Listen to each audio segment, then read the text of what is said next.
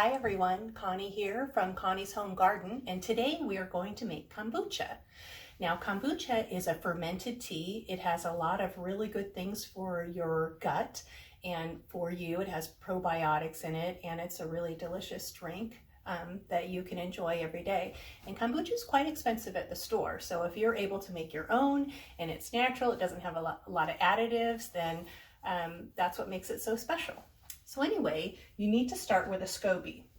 Here's my SCOBY. You can get a SCOBY from a friend. They usually grow quite large, and sometimes people make SCOBY hotels, and they have several of them. So I got this from a friend about 2 years ago, and I've been using it and splitting it whenever it gets too big, and I've shared it with my friends. I've also seen that you can order them online. I think on Etsy people are also selling SCOBYs. So anyway, you need a SCOBY, and then you need black tea. A lot of people just make black tea. I like to use black and green tea for the added benefits. So I use 4 black tea bags and 2 green tea bags with a half a gallon of water, and I've boiled my water, and then I add 1 cup of sugar, and I've let it cool down.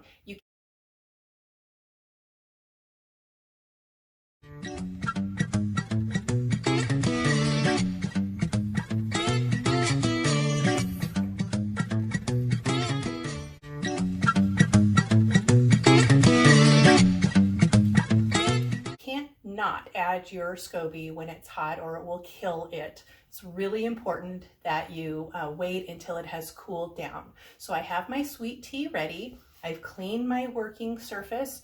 It's really important to make sure it's clean. We don't want anything to get inside of our tea that we are going to ferment with our SCOBY. So you'll also need a jar. This is a gallon jar, and I usually fill it up about half with my tea. So I'm going to go ahead and start that now. This is the sweet tea that I've made that's got black tea and green tea.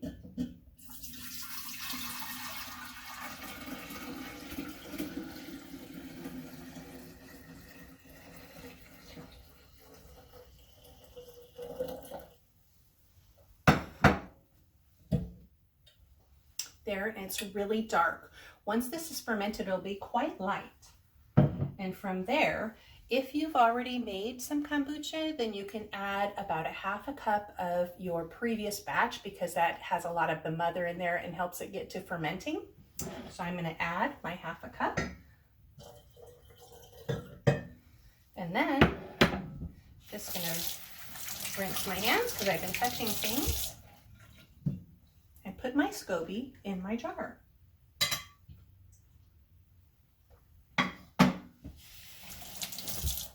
Now, depending on how sour you like your tea will be how long you'll let it ferment. The first thing we need to do is put a paper towel on the top with a rubber band. That's going to keep any fruit flies or anything from getting in there, but it still will get plenty of oxygen, which it needs. It needs oxygen in order to ferment. And I'm going to keep this in one of my cupboards that is really warm, and I will use it. I will let it ferment for 2 weeks. I like mine sour. I like a nice drinking vinegar, and so my kombucha is going to be very sour.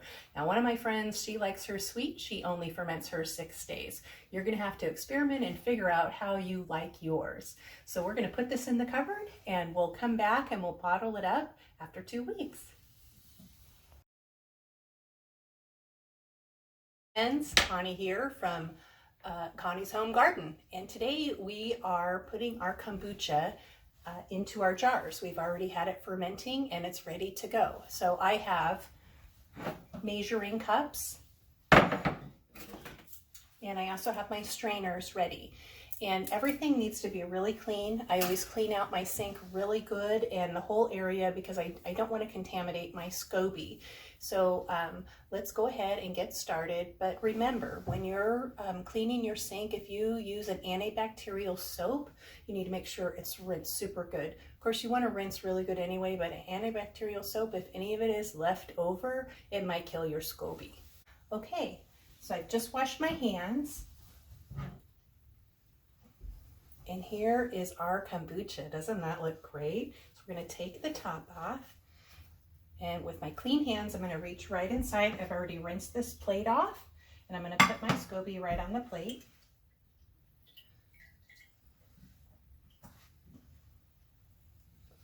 There it is.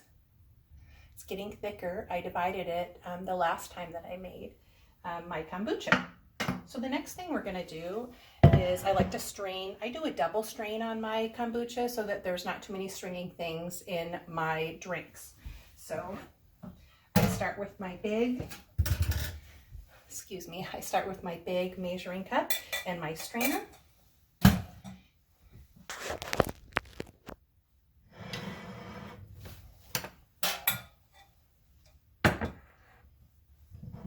And I'm just going to pour it right in.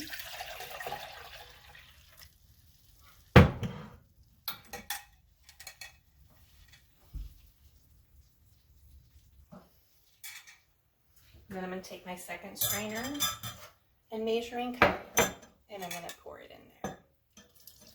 That's a second strain, and that's the way I like it. You don't have to do it that way.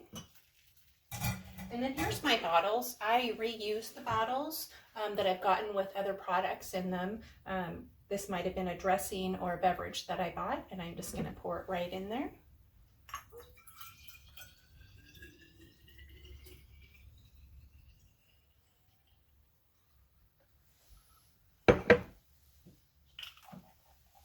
And there we have it. Now, I don't do a second fermentation on my kombucha. You can do that if you would like. If you are going to do that, this is the time when you would add some fruit, and then you would seal it up, and it would continue fermenting, or a little bit of juice, so it had a little extra sugar, and it'd get busy in a day or two. You just want to make sure you burp it like you might ginger beer or something like that. Well, anyway, this looks good. I'm going to finish filling up my bottles.